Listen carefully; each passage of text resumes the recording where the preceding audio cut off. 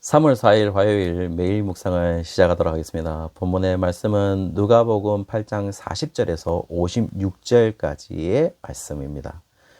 오늘 본문은 두 가지의 사건으로 이루어져 있습니다. 하나는 회당장 야이로의 12세 외동딸에 대한 이야기고, 다른 하나는 12년 동안 혈루증을 앓고 있는 여자의 이야기로 구성되어 있습니다. 먼저 첫 번째 부분에서는 회동장 야이로의 12세 외동딸이 죽어가고 있는 상태였다. 죽지는 않았지만 죽어가고 있는 상태였다라고 기록을 하고 있습니다. 그리고 회당장은 자신의 집에 예수님이 와달라라고 간청을 하는 부분이 나오고, 여기에서 이 사건에 대해서는 잠깐 멈춤이 됩니다. 그리고 나서는 다른 사건을 가지고 오는데요. 바로 12년 동안 혈루증을 앓고 있는 여자를 만나게 되는 것이죠. 누구도 고치지 못한 병이었다고 기록하고 있습니다. 그녀가 이제 예수님 뒤로 옷깃을 만지는 것이죠. 그러자 44절에 보시면 혈루증이 즉시 그쳤다라고 해서 고쳐진 것으로 보입니다. 이때 예수님은 누군가가 나를 만졌다라고 느끼셨고, 만진 사람이 누구이냐라는 것을 물었고, 아무도 만지지 않았다라고 이야기를 합니다. 그리고 이 이야기를 들은 이제 베드로의 인식이 드러나고 있습니다. 베드로가 뭐라고 얘기하냐면은, 군중에 밀리고 있는 상황이라 예수님을 만졌다면은 아마 군중에 밀리고 있는 상황이라서 그렇게 생각할 수도 있었을 것 같습니다. 라는 것이었고, 어떤 특정한 누군가가 만졌다고 볼 수 없는 사실을 베드로가 이야기를 합니다. 그때 예수님은 분명히 누군가 나를 만졌다 라고 얘기를 하고 있고, 내게서 능력이 나갔다라고 이야기를 합니다. 이때 이제 예수님이 이 여자, 예수님의 대답에, 이 예수님의 이야기에 여자가 자백을 하는 것이죠. 자백을 하고 자신이 만졌다고 이야기를 하고, 만진 즉시 나았다라는 이야기를 하게 되는 것이죠. 그때 예수님은 그 혈루증을 앓고 있다가 나온 여인에게 뭐라고 얘기하냐면, 딸아, 네 믿음이 너를 구원하였다 이야기를 하고 평안히 가라 라고 하셨던 것이죠. 그리고 나서 다시 회당장 야이로에 멈춰졌던 야이로의 딸 이야기가 돌아오게 됩니다. 당시 초반에 예수님이 오기를 바라서 간청했을 때는 딸이 죽은 상태가 아니었습니다. 그냥 병들어 있던 상태였죠. 이제 다시 이야기가 돌아왔을 때는 이제 딸은 죽었고, 어떤 사람이 이제 예수님을 더 괴롭게 하지 말라고 이야기를 하는 장면이 나옵니다. 왜냐하면은 이제 이 말은 때는 늦었어, 예수님이라도 어쩔 수 없어 라고 말하는 것처럼 보입니다. 그러나 예수님은 이 사실에 대해서 다르게 보았던 것이죠. 죽은 것이 아니라 잔다고 이야기하고, 모든 사람들이 비웃었지만 예수님은 그 아이의 손을 잡고 아이야 일어나라 명하셨던 것이죠. 그리고 그 아이는 즉시 일어나서 다시 살아나게 되었던 것입니다. 소녀의 부모들도 굉장히 놀랐죠. 그리고 예수님은 이 일에 대해서 아무에게도 이러지 말라라고 말씀하시는 것이죠.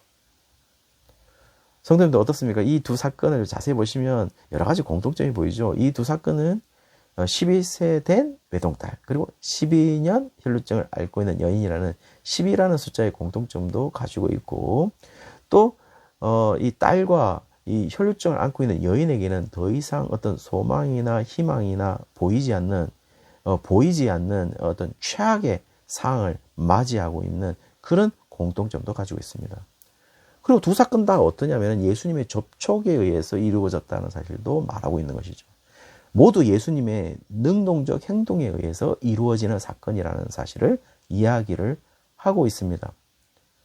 근데 어떤 사람들은 또 혈루증을 앓고 있는 여인의 경우는 지금 적극적으로 예수님의 옷가를 만진 그 능동적 행동이 이 여인을 낫게 한 것이 아닌가라고 말을 할 수도 있을 것 같아요. 그러나 사실 누가복음과 마가복음은 동일하게 예수님의 능력이 나갔다라고 기록함으로써 이 사실에 예수님의 능력이 나간 것에 초점을 맞추고 있는 것으로 보입니다. 왜냐하면 베드로의 말에 의하면은 군중에 밀리고 있는 상황이라 예수님의 옷을 만진 사람은 굉장히 많기 때문이죠. 그리고 그래서 이 여인의 행동, 여인의 행동에 대해서 많은 사람들과 다르지 않은, 특별하지 않은 행동으로 지금 보고 있는 것으로 보입니다. 지금 이 여인이 이 많은 사람들, 똑같이 예수님의 옷가를 만진 사람들과는 다른 특별한 이유는 딱 한 개인 것이죠. 그게 뭐냐면은 바로 예수님의 능력이 나왔기 때문인 것입니다. 그리고 야이로의 딸을 살리는 장면에서도 54절에 보시면 예수님이 아이의 손을 잡고 아이야 일어나라는 예수님의 능동적 행동을 보여줍니다. 결국 혈루증 여인 그리고 야이로의 딸을 살리는 것은 지금 예수님의 능동적 행동 때문인 것이죠. 예수님의 이런 능동적 행동이 가능한 이유는 뭘까요? 예수님 왜 이렇게 가능하실까요? 그것은 혈루증을 12년 동안 앓고 있는 여인에 대한 해석, 그리고 12세에 죽었던 딸에 대한 해석이 다른 사람들과는 극명하게 다르다라는 것을 보여주고 있다라는 것입니다. 당시 혈루증을 한번 보시죠. 혈루증을 앓고 있다는 사실을 우리가 해석을 한다면 어떻게 해석이 가능할까요? AD 1세기로 돌아가서 유대인들의 관점에서 한번 해석해 보시죠. 그러면은 당장 나오는 말씀이 레위기 15장 19절에서 31절까지를 보시면은 부정한 것으로 판단되어진다는 것입니다.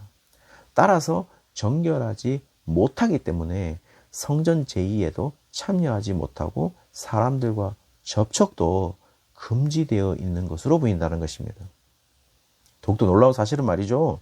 43절에 보시면은 12년 동안 혈루증을 앓았던 여자가 아무에게도 고침을 받지 못했다라고 진술을 하고 있어요. 그러면 우리가 의문이 생기죠. 왜 저 여인은 왜 아무에게도 고침을 받지 못했을까요? 분명 만약에 유대인의 의사가 있다면 이 여인을 제대로 치료할 수 있었을까요? 정결하지 못한 여자인데 말이죠. 특별히 유대인의 의사의 경우에는 남자의 경우가 대부분이겠죠. 남자의 경우가 가능성이 높습니다. 자칫 부정한 것이 레위기 본문에서는 전이된다고 하고 있으니까 이 여인을 유대인 남자인 의사가 제대로 치료할 수 있었을까요? 그럴 가능성은 전혀 없어 보입니다. 결국 이 여인은 모든 유대인에게 버림을 받을 수 있는 여자임에 분명하고, 유대인들의 입장에서는 이 여인에 대한 해석은 정결하지 못한 여자임에는 분명히 보인다는 것입니다. 그런데 예수님은 지금 다른 해석을 가지고 있는 것이죠. 자신의 옷깃을 내어주었고, 그리고 자신의 능력도 내어줌으로 말미암아 유대인이 멀리해야 했던 그 부정한 여인을 50절에 보시면 예수님은 딸이라고 칭하고 있습니다. 자신의 가족 공동체로 받아들이고 있다는 것이죠. 그리고 믿음을 가짐으로 말미암아 한 명의 구원받은 딸로 이 여인을 해석하시는 것을 볼 수 있다는 겁니다. 야이로의 딸의 경우도 마찬가지입니다. 야이로의 딸의 경우의 상황 속에서 그들의 판단은 무엇이었습니까? 그녀는 죽었다라는 현실적 판단이었습니다. 그러나 예수님은 지금 다르게 해석을 하고 있다는 것이죠. 어떻게 해요? 그녀는 잔다는 현실로 지금 해석을 하고 있다는 것이죠. 결국 예수님 어떻습니까? 이런 다른 해석, 이런 상황 해석이 기적을 만들어내고 있다는 것이죠. 그렇다면요, 우리는 어떤 해석으로 상황을 해석하고 있나요? 여전히 우리의 머리를 믿고 합리적으로, 이성적으로, 지식적으로 해석을 하도록 그냥 두고 있지는 않나요? 사실 우리가 보시면은 우리는 해석적 머리를 가지고 있잖아요. 예능 프로그램을 보는 해석적 머리와 시사 프로그램을 보는 해석적 머리가 전혀 다르게 작동을 합니다. 우리는 이미 시사 프로그램을 볼 때 해석적 머리가 시사 프로그램을 보는 해석적 머리로 지금 전환이 되어 있을 것이고, 예능을 본다면 예능을 보는 해석적 머리로 전환이 되어 있을 것입니다. 자동적으로 말이죠. 그런데요, 그렇게 전환은 되는데 우리가 우리의 해석적 머리를 사용하기보다는 지금 예수님의 시각으로 상황을 해석해 보는 것은 어떨까요? 분명히 부정하고 더러운 것인데 다르게 볼 수 있다면, 분명 죽었는데 자는 것으로 다르게 해석 볼 수 있다면, 우리는 예수님이 행하시는 새로운 기적을 체험할 수 있지 않을까요? 그러므로 당장 화요일을 성도님들 다르게 한번 해석해 볼 수 있지 않을까요? 만약 직장에 갔다면 제일 먼저 만난 사람을 예수님이라면 어떻게 이 사람을 해석할 것인지 새롭게 생각해 보는 것은 어떨까요? 그렇다면 우리는 기적을 체험할 수 있을 것이라고 생각합니다. 그런 기적의 하루가 되기를 주의 이름으로 축원합니다.